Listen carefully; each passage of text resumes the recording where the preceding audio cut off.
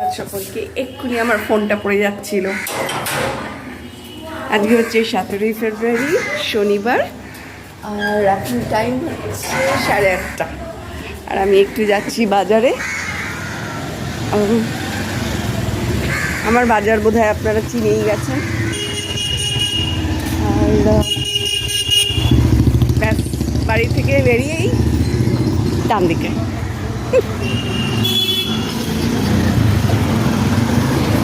আর বাজারে ঠিক ঢোকার আগে কি করি সেটাও বোধহয় আপনারা জেনে গেছেন। কি করি বলুন তো?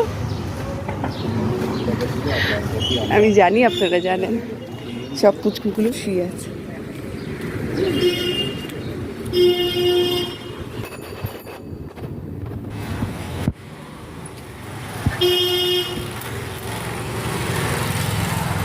এই যে সেই গলি,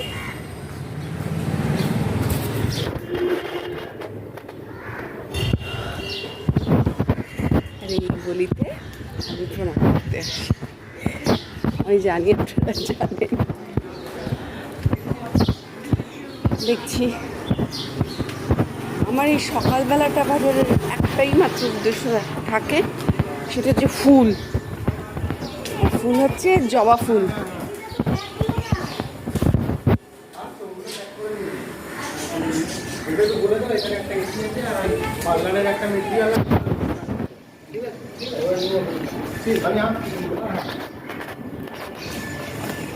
বাস হয়ে গেছে।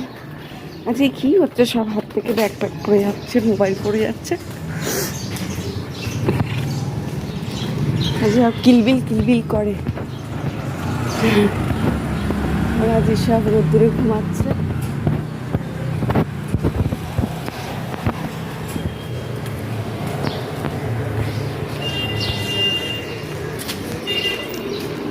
যাই বাজারে। আজকে না খুব খিদে পেয়ে গেছে, আর ওই জন্য উঠেছি অনেক সকালে, 7টায় উঠে পড়েছি। ঘুম লেগে গেছে। খিদে পাওয়ার কারণও আছে, বলছি না ঘুমটা খুব ভালো হচ্ছে। বেশি দিন নেই, এখানে একটা নতুন দোকান হচ্ছে। আমাদের এখানে নতুন দোকান হতেই থাকে। এসে গেছি বাজারে।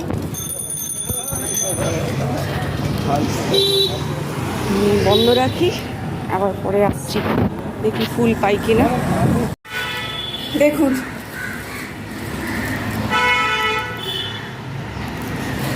কি ভালো জবা। আমার এই জবা দেখলে এত ভাল লাগে না, আর সকালবেলা পেয়ে গেলে দারুণ মজা লাগে। ওই বাজার আপনাদের দেখাতে পারলাম না, কারণ কি ওই সময় এত আওয়াজ হয় বাজারে, এই কথা শোনা যায় না, তাই জন্যে। ব্যাস ফুল নিয়ে চলে এসেছি। ভাবছি স্নানটা সের আগে পুজোটা করে নিই। আর আজকে বোধহয় ডিঙ্কু একটু মায়ের ওখানে যাবে, কারণ কি আপনাদের পরে জানাচ্ছি, দেখাতে হবে, তাহলে আপনারা বুঝতে পারবেন যে কেন আর একবার মায়ের ওখানে যাবে। চলুন আসছি পরে, আর দেখতে থাকুন ব্লগটা।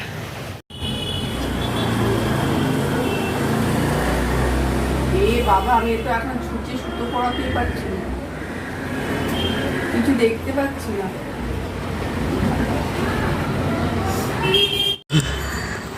দেখলেন তো, ছুঁচে সুতো ভরাতে পারছিলাম না। যাই হোক, ডিঙ্কুর প্যান্ট সেলাই হচ্ছে। এটা হচ্ছে খেলার সব ট্রাউজার্সগুলো। ও একটা দুটো মামার বাড়িতেও নিয়ে যায়, ওখানেও রাখা আছে, কারণ ওখানেও 2-3টে মাছ জোগাড় করে ফেলেছে এবং সেখানেও খেলে। আর ডিঙ্কুর জামা কাপড় জুতোর ব্যাপারে আমার ঠিক উল্টো। আমার যেমন 20 বছর, 30 বছর, 40 বছরেও জামা কাপড় জুতো ছেঁড়ে না, পুরনো হয় না, সব থেকে যায়। আমি বিরক্ত হয়ে গিয়ে তারপর ফেলে দিই বা কাউকে দিয়েই দিই বেশিরভাগ। আর যেগুলো একদম কাউকে দেওয়ার মতো নয়, ওগুলো আমি ফেলে দিই। আর ডিঙ্কুর ঠিক উল্টো। ডিঙ্কুর হচ্ছে একটা জুতো, সে যত ভালোই জুতো হোক, সেটা 1 বছরের মধ্যে ছিঁড়ে যাবে, তার আর কোনো অবস্থা থাকবে না। আপনাদের একদিন দেখাবো ডিঙ্কুর ইউজ করা জুতোর অবস্থা আর নতুন জুতোর অবস্থা, আর টাইম পিরিয়ডটা আপনাদের পুরো ক্যালকুলেশন করে দেখাবো। আর ততই বছর অবস্থা হয় ওর জামা কাপড়ে। ও বেসিক্যালি ছোটো থেকে প্রচণ্ড ঘামে, আর ঘামটা অয়েলি, মানে দুরকম ঘাম হয়, তো দুরকম সোয়েট হয়, একটা জলের আর একটা অয়েল বেস। কেউ কেউ খুব তেলতেলেভাবে ঘামে, যেটা চিটচিটে, যেটা ডিঙ্কু ঘামে। আর কেউ কেউ এমনি নর্মাল, যেরকম সল্ট ওয়াটার বেরোয় বডি থেকে। তো ডিঙ্কু ওই চিটচিটে মার্কা ঘামটা ঘামে, সারা বছর ওটা ঘামে। ওর জামা কাপড়ের হাল বেশি দিন ভালো টেকে না। আর হাত পা ধ্যার ধ্যার করে ওর কী যে লম্বা হয় আমি বুঝি পাই না। ওর তো হাইটে খুব একটা লম্বা হয় না, কিন্তু ওর হাত পা লম্বা হতে থাকে। যাই হোক, আর জামা কাপড়ও প্রচণ্ড ছেঁড়ে, ওর প্রচণ্ড নোংরাও হয়।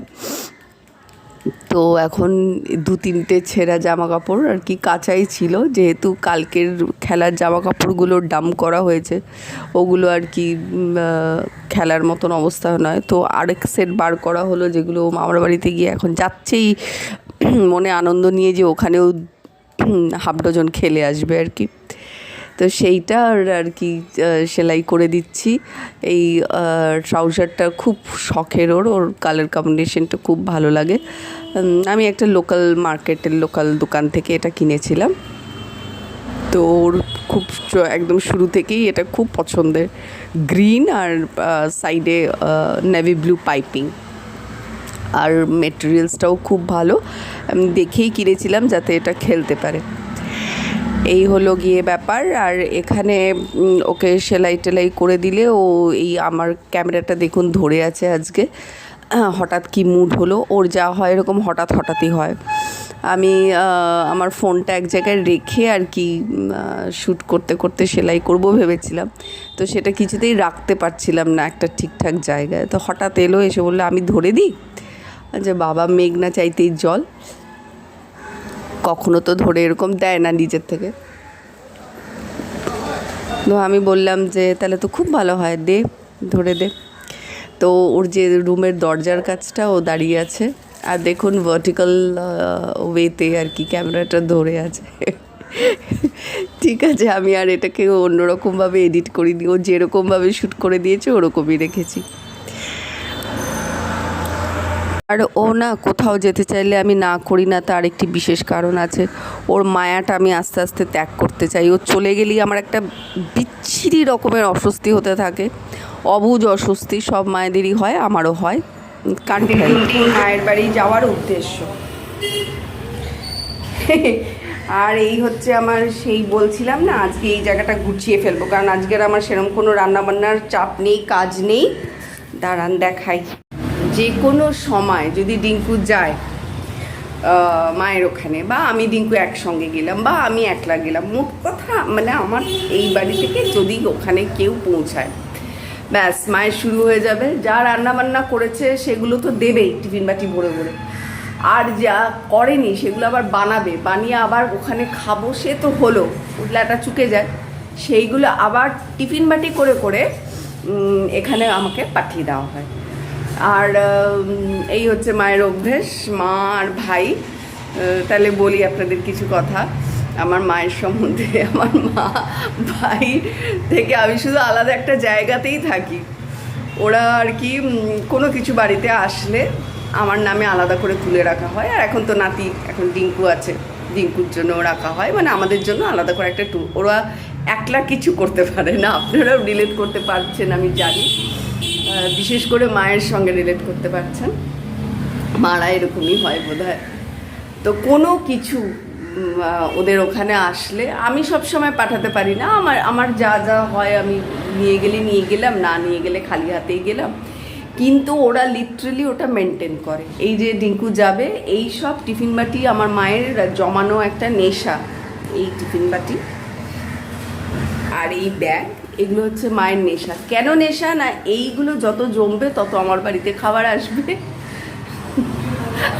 মা আজকে এগুলো পাঠিয়ে দিচ্ছি, এতদিন ধরে গুছিয়ে রেখেছি, আজকেও নির্ঘাত কিছু না কিছু ওই বাড়ি থেকে আসবে। মাঝে মাঝে আমি বিরক্ত হয়ে মাকে বলি, এইগুলো তোমাকে কেন পাঠাতে হবে? হয়তো একটু কিছু এমন করেছে, সেটাও পাঠিয়ে দেবে, তুই নিয়ে যা। তো আজকে এগুলো সব ওই জন্য ডিঙ্কুর যাওয়ার উদ্দেশ্যই হচ্ছে যা যা মায়ের এখানে জমেছে আমার সব মোটামুটি গুছিয়ে পাঠালাম। এবং মা নিশ্চিন্ত হবে যে আরে বাপরে আমার কাছে টিফিন বাটির স্টক আবার হয়ে গেছে, আবার আমি মেয়ের কাছে পাঠিয়ে দেবো এটা ওটা। দেখুন না, মা এক্সাইটেড হয়ে যাবে। এই ক্যারি ব্যাগটাও মায়ের আর ভাইয়ের কাছে, দেখুন সাইজটা দেখুন। এটা করেই সব জিনিসপত্র এসেছিল, আর এটা করেই আমি সব গুছিয়ে গুছিয়ে পাঠিয়ে দিচ্ছি। কোনো লাভ নেই, আমি এরম করে গুছিয়ে পাঠাবো তো। আর ভাইটাও কেনি হয়েছে,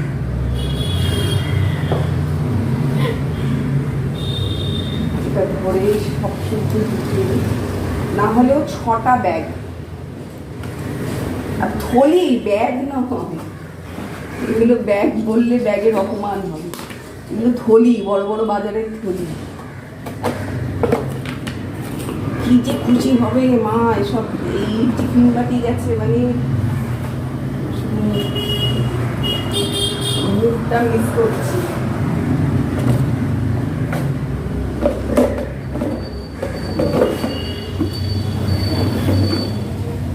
যা যা জিনিসপত্র আছে, যা কৌটো আসে বাইরে, সেটার মালপত্র যখন শেষ হয়ে যায়, ব্যাস সেই কৌটোটা হচ্ছে মায়ের আসল দরকার। ওর ভেতরে কি আছে,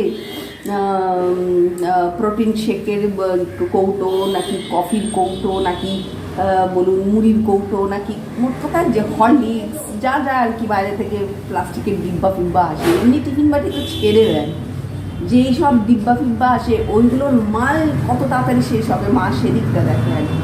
ওর ওটা শেষ হয়ে গেলে মা ওটাকে বাজিয়ে ওটাকে গরম জল দিয়ে ধুয়ে ধুয়ে রেখে দেবে গুছিয়ে, তারপর ওর মধ্যে ভরে ভরে জিনিসপত্র পাঠানো হয়।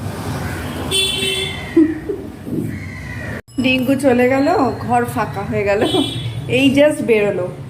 আর আজকে আমি আর রান্না বান্না করবো না, কারণ ডিঙ্কু আজকে রাতে ফিরবে না। ভাইয়ের সঙ্গে কথা হয়েছে, আজকে থাকবে। আসলে সোমবার থেকে একদম টানা কলেজ শুরু হয়ে যাবে, তো ওরা হয়তো প্ল্যানিং করেছে যে আজ আর কালটা ও মামার বাড়িতে কাটিয়ে আসবে, আর তারপর ওর ওখানে 2-3টে বন্ধু আছে, ওদের সঙ্গেও দেখা করবে। তাহলে আচ্ছা ঠিক আছে, গিয়ে যাও, মজা করো। আর ওই জন্য আমি কিছু খাবো না তা তো হয় না, কারণ অ্যাসিডিটি হয়ে যায়। তো ওই জন্য আমি একটুখানি সিমুই, আজকে সিমুই ছিল, আর একটু সিমুই করে নিচ্ছি আমার জন্য, নোনতা সিমুই। আমি যেরকম খাই, মিষ্টি তো খেতে পারি না, ওটা করে নিচ্ছি, ওটা খাবো। আর স্নান করব এখন, এটা করে রাখছি, স্নান করে পুজো দিয়ে খেয়ে নেব।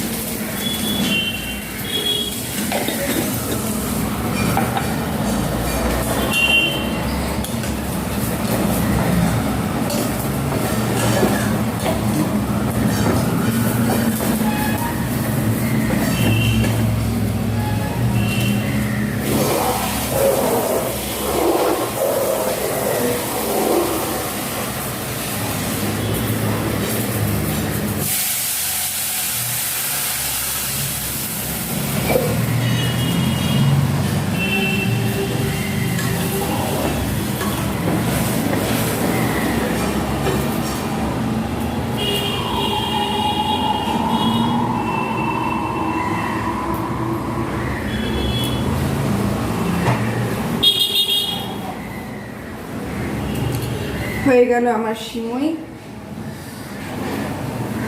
এরপর যাবো স্নানে। সেরকম কোনো রান্না নেই বলে আমার গ্যাসও খুব একটা আজকে নোংরা হলো না। আর এইখানে আমার সাইডে আমি সব ছোট ছোট নুন, তারপরে চিনি, চা, এখানটা কফি এখানটা রাখি, তো সেই থালাটা দুদিন অন্তর একটু ক্লিন না করলে ওই তেলগুলো থাকে, তো রান্নার তেলগুলো খুব নোংরা হয়ে যায়। তো ওইটা আজকে ক্লিন করে নিলাম, এটা রেখে দিলাম।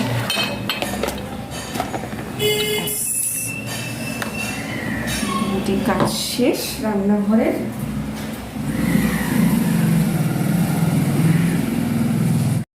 স্নান হয়ে গেল, স্নান করে পুজো দিয়ে দিলাম। পুরো লাল লাল হয়ে গেছে আমার ঠাকুরের আসন। আর এদিকে সব গোছানো হয়ে গেছে, যাতে সারা দিনে আর একটুও আমাকে রান্নাঘরে বা অন্য কোথাও কাজের জন্য আসতে না হয়। তার একটি বিশেষ কারণ রেখেছি, জানাচ্ছি আপনাদের। আর এদিকটা তো পুরো রেডি। হ্যাঁ, আর দাঁড়ান ডিঙ্কার ঘরটা দেখায়। ডিঙ্কুর ঘরটাও রেডি, শুধু একটু দুপুরের দিকে 3টে নাগাদ এই জানলা আর দরজাটা বন্ধ করে দিতে হবে, না তো মশা ঢোকে। কারণটা হচ্ছে আজ আমি একটুখানি পড়াশোনা করব, তো একদমই অনলাইন হব না, অফলাইন হয়ে জাস্ট অনেকগুলো বিষয় জানার আছে। একদম বাড়ি ফাঁকা আছে, তো বেশ ভালো টাইম পড়াশোনা করার। এই যে আমার তো খেয়ে নিই, চলুন। আর এখানেই আজকের ব্লগটা শেষ করছি। সবাইকে টাটা, ভালো থাকবেন।